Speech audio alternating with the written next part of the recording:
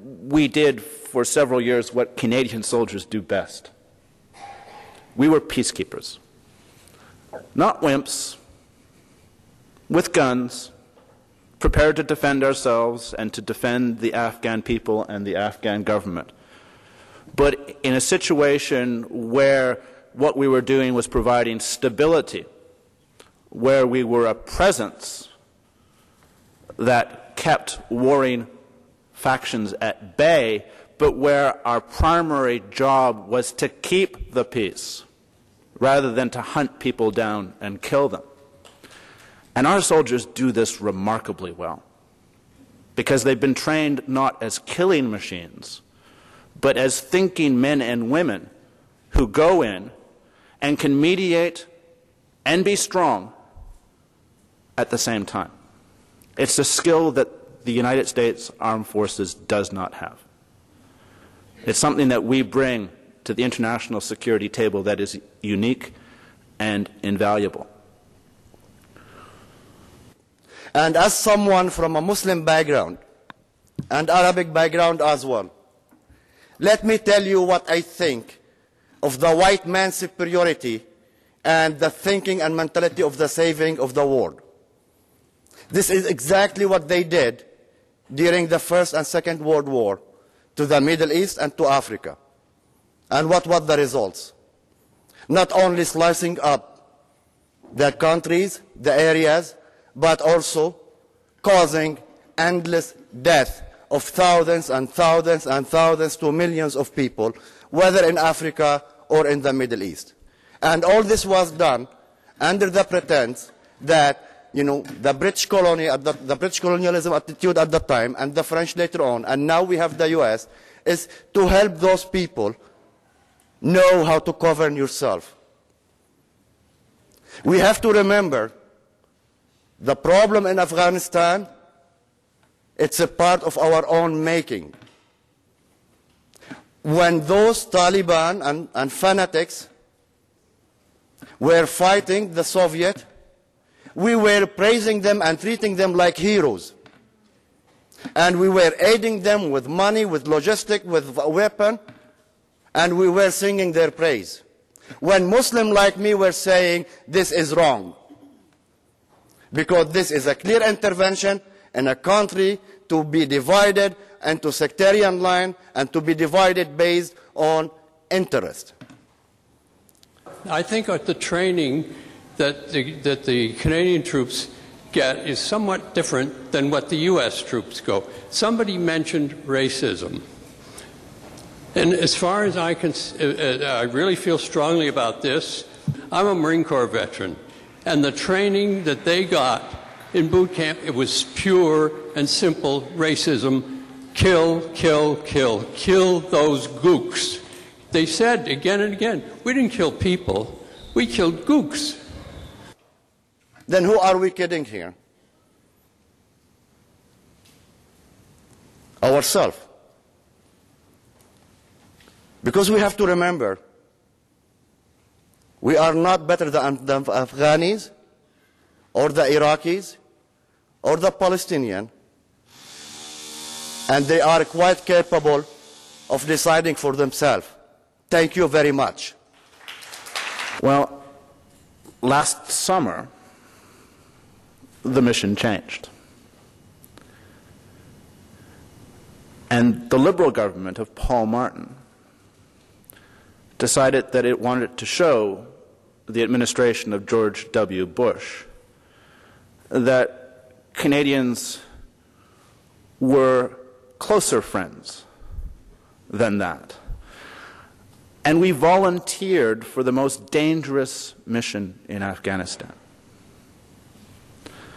And we took our troops from the ISAF force in Kabul and moved them into the U.S.-led Operation Enduring Freedom in the most dangerous province of Afghanistan, Kandahar province, and essentially transformed our soldiers into full-time killing machines.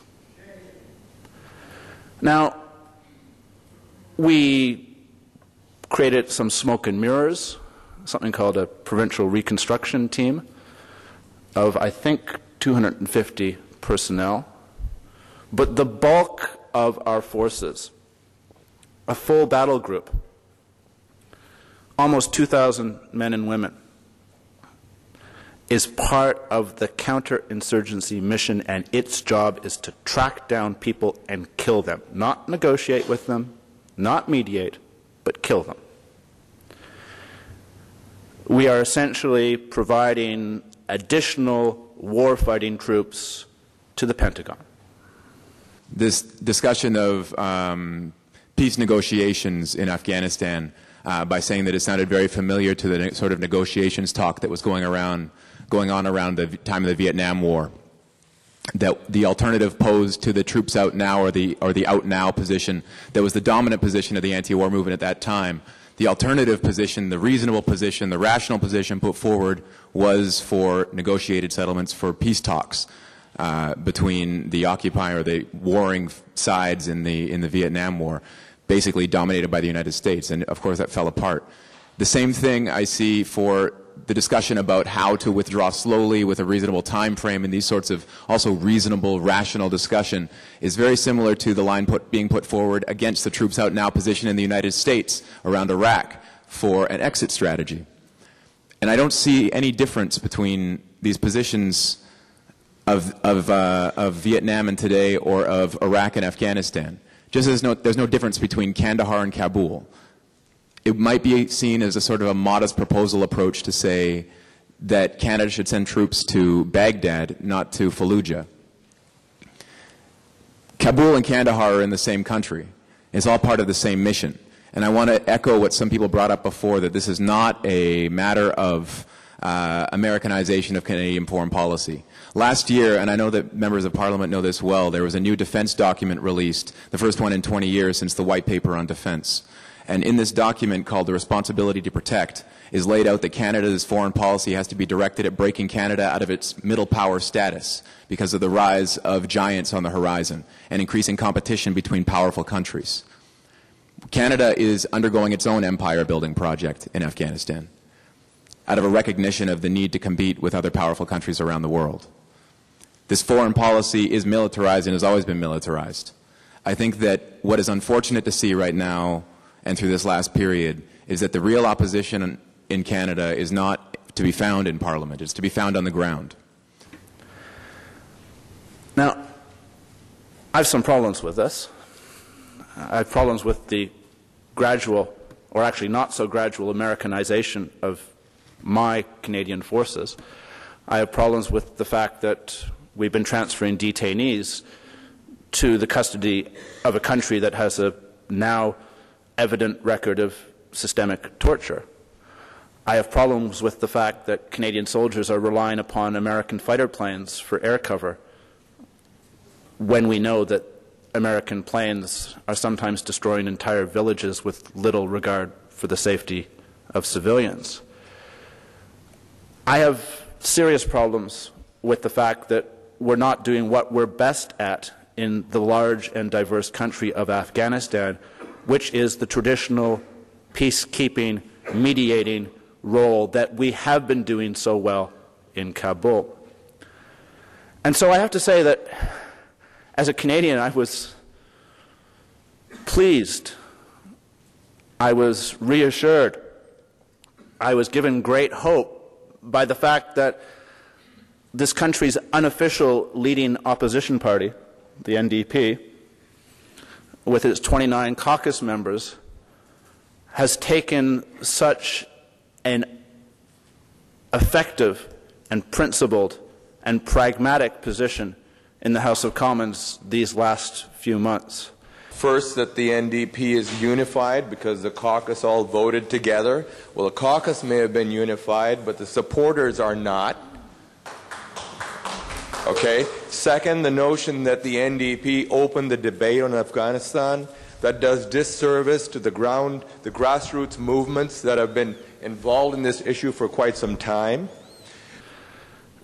We are in a mess in Afghanistan. We're in a mission that's destined to fail.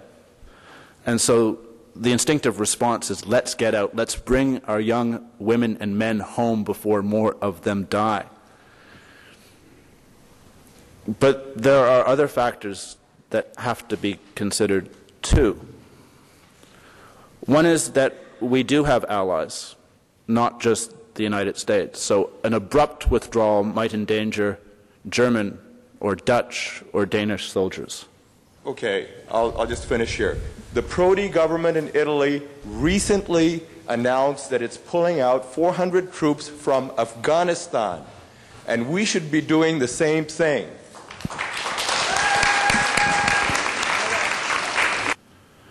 We do have obligations to the government of Afghanistan that could be breached were we to withdraw next week as compared to perhaps in 3 or 4 months. And so the NDP policy of opposing an extension makes a whole lot of sense to me. When we say withdraw the troops immediately from Afghanistan, it's not saying that we abrogate some kind of responsibility there. Of course we have a responsibility there. It's not the responsibility to protect, which I think is an echo of the white man's burden from the 19th century, a completely racist notion that we are somehow going to protect the Afghan people. We have a responsibility to pay reparations, to pay real aid, and to provide solidarity for the people of Afghanistan. And it's not through our military going there and imposing, whether it's in Kabul or Kandahar, what their government's going to be like.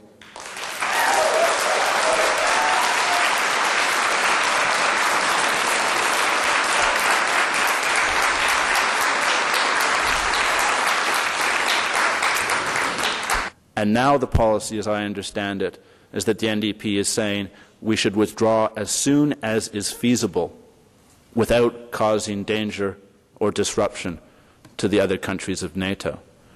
That makes sense to me also. I think when we talk about how the whole thing developed in the United States, people talked about the language that Harper's using. We can't cut and run.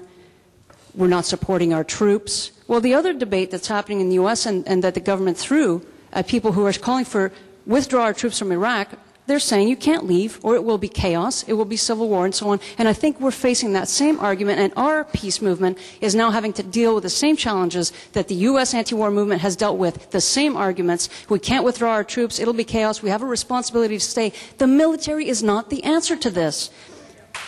And the notion that civil war will ensue if we leave, that's the same argument that's been used for the Iraq situation.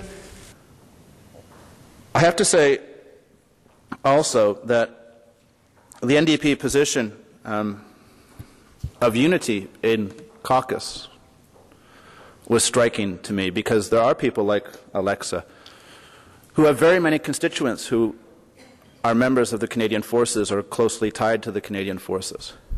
Are we in the business as an NDP and as an activist in supporting government created by occupying forces?